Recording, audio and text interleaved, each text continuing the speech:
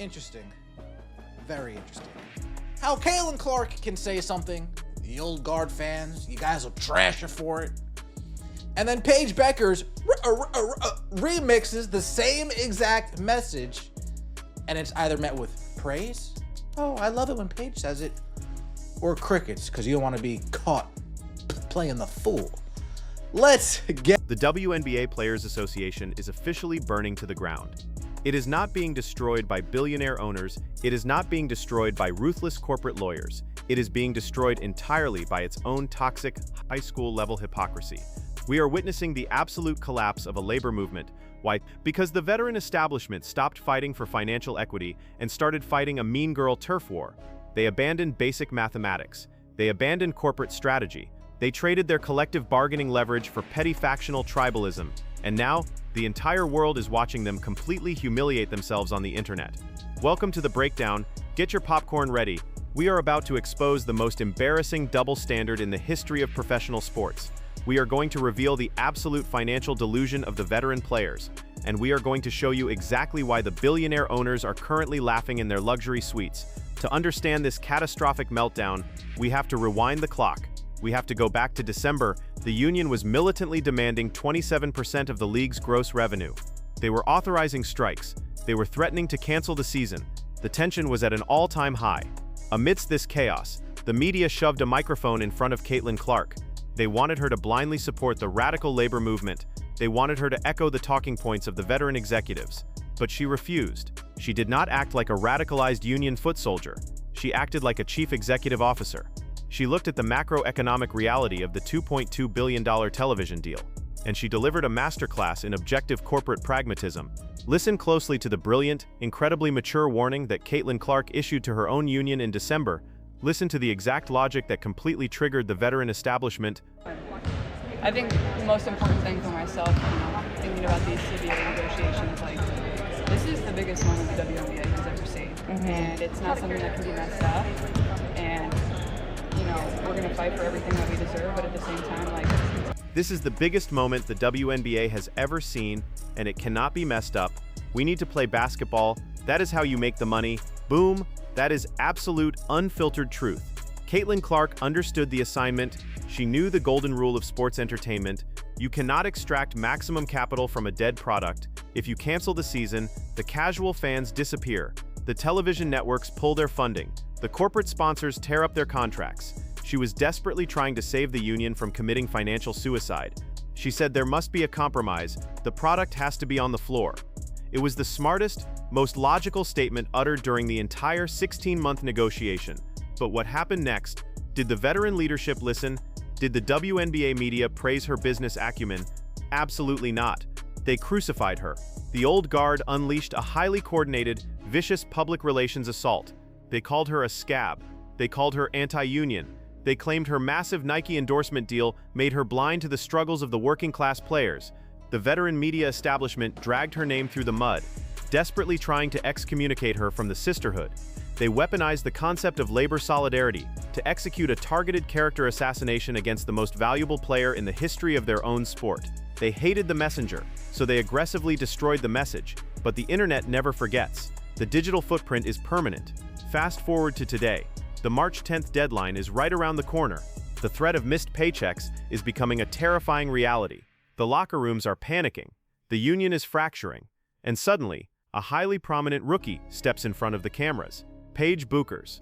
Bueckers is an exceptional talent, but in the hyper-political ecosystem of the WNBA, she is something much more important. She is a fully protected member of the veteran establishment's ideological clique. She is part of the legendary University of Connecticut Mafia. The old guard respects her. The veteran media protects her. Bueckers sat down for an interview regarding the exact same collective bargaining crisis. Listen to the exact words she chose to use. Listen to the absolute, jaw-dropping copy-and-paste reality of her statement. Implemented for us to move on our stance, and so we as players, we don't want to strike. We want to have a season. I love playing basketball. That's all I want to do. But again, there's things that need to be handled, and we want to do it as professionals. At this point, we as players, we do not want to strike. We want to have a season. I love playing basketball. We want to do it as professionals. Stop the tape. That is the exact same message. It is the literal, word-for-word, macroeconomic philosophy.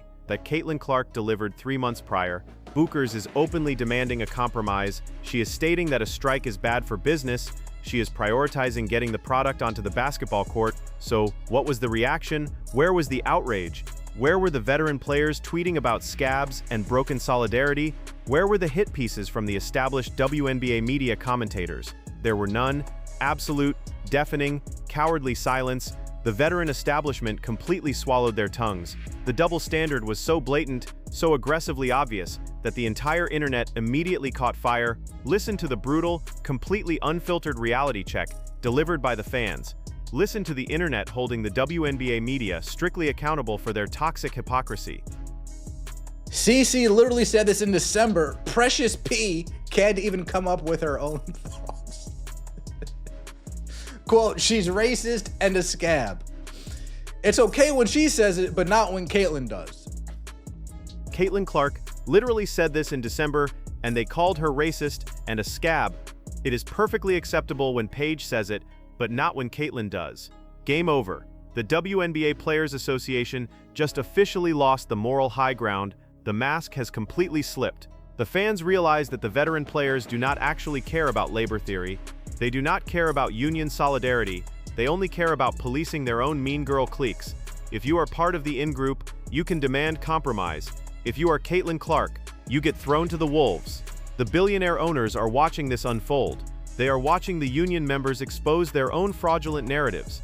The owners realize they are not negotiating against a unified labor force. They are negotiating against a highly disorganized, emotionally volatile high school cafeteria. And in corporate warfare, when your opponent abandons logic for emotion, you crush them. But the hypocrisy is only half the story. If you want to witness the absolute peak of corporate delusion, you have to look at the financial arguments being made by the veteran players themselves. The ownership groups recently offered a massive counterproposal. They offered a significant jump in the baseline salary cap. This would effectively guarantee that veteran role players would receive raises of roughly $200,000 per year. Let that sink in. A $200,000 annual raise for an athlete previously making $90,000. That is a life-altering, generational transfer of wealth. In any normal industry, you pop champagne, you sign the contract, you secure the bag. But veteran guard Natasha Cloud decided to grab a microphone. Acting as the unofficial mouthpiece for the entitled old guard, she completely rejected this massive financial victory. She delivered a monologue so profoundly disconnected from reality that it borders on absolute satire. Listen to the staggering, breathtaking financial delusion of Natasha Cloud. Listen to the exact reason why the billionaire owners are completely refusing to negotiate any further. Also be taken off of the table. Y'all know this New York market.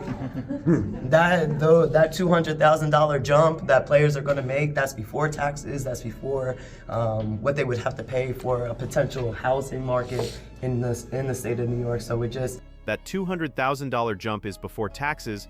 That is before what they would have to pay for the housing market in the state of New York. We are still not making enough. Stop the tape right there. Welcome to planet Earth. Natasha Cloud, welcome to the reality of the global workforce. Every single breathing, functioning adult in the United States of America pays taxes. Every single employee who accepts a job in New York City is required to pay their own rent. The sheer, unfathomable audacity of a professional athlete publicly complaining that a $200,000 raise is insufficient because the IRS exists is absolute madness. This is the exact reason why the WNBA Players Association is losing this labor war. Natasha Cloud is effectively demanding that the billionaire ownership groups not only drastically increase her salary, but also act as her personal financial guardians. She wants them to completely subsidize her luxury lifestyle. She wants them to pay her New York City rent. She wants them to cover her federal tax liabilities so she can keep every single penny of her gross income. It is complete financial illiteracy. This is not how corporate finance works. This is not how the NBA works. LeBron James does not demand that the Lakers pay his property taxes in Los Angeles. Patrick Mahomes does not ask the Kansas City Chiefs to cover his mortgage. Professional athletes negotiate a gross salary. They pay their legal tax obligations. They pay for their own housing. They manage their own wealth like actual adults. The WNBA veteran players are demanding to be treated like elite, highly sophisticated corporate assets while simultaneously whining like entitled teenagers receiving their very first paycheck. Imagine being a billionaire owner. You employ armies of elite accountants. You manage global hedge funds. and you have to sit across the table and watch a WNBA veteran complain about having to pay rent after being offered a multi-$100,000 salary. The negotiations instantly freeze. The owners realize they are attempting to negotiate complex revenue-sharing models with athletes who completely lack basic financial literacy. You cannot negotiate percentages with someone who does not understand how an income tax bracket works. The union is officially tearing itself to shreds. The new generation of players completely understands the macroeconomic reality of the situation. The Caitlyn Clarks and the Paige Bueckers of the world know the truth. They know the product must be on the floor. The fans must be entertained. The television networks must be satisfied. They are ready to act like professionals. They are ready to sign the compromise collective bargaining agreement. They want to get on the court and build their multi-million-dollar off-court empires. But the veteran establishment is terrified. They are terrified of their own impending obsolescence. They are desperately clinging to a radicalized, mathematically impossible labor fantasy. They are fighting for free housing. They are fighting for tax subsidies. They are fighting for ideological purity tests. They are completely willing to burn the entire Caitlyn Clark economy to the ground just to prove a point. They want the bag, but they do not understand the math required to secure it. The March 10th deadline is the ultimate corporate reckoning. The owners have laid their absolute final offer on the table. They are not going to pay Natasha Cloud's rent. They are not going to surrender 30% of their gross revenue. And they are absolutely not going to be intimidated by a union that applies toxic double standards to its own foundational superstar. The old guard thought they could bully their way to the bank. They completely forgot the golden rule of billionaire capitalism. The house always wins, and the house never ever pays your taxes. What is your completely unvarnished, highly analytical take on this spectacular collapse of the union's moral high ground? Do you believe the veteran media establishment is completely hypocritical for praising Paige Bueckers while actively crucifying Caitlyn Clark for saying the exact same thing? Do you agree that Natasha Cloud's public complaints about paying taxes and rent after receiving a massive raise prove that the veteran players are completely financially delusional? And more importantly, do you believe the new generation of players will officially overthrow the veteran leadership to sign the deal and save the season before the March 10th deadline? Drop your completely unfiltered, brutal analysis in the comments section below. If you want the uncompromising truth about the real business, the real strategy, and the real cutthroat corporate politics of professional sports, hit that subscribe button, brutally smash the like button, and turn on the bell notification so you never miss a deep dive. We do not do mainstream media fluff on this channel. We expose the leverage, we investigate the toxic tribalism, and we reveal the terrifying financial reality behind the press conferences. I will see you all in the next breakdown.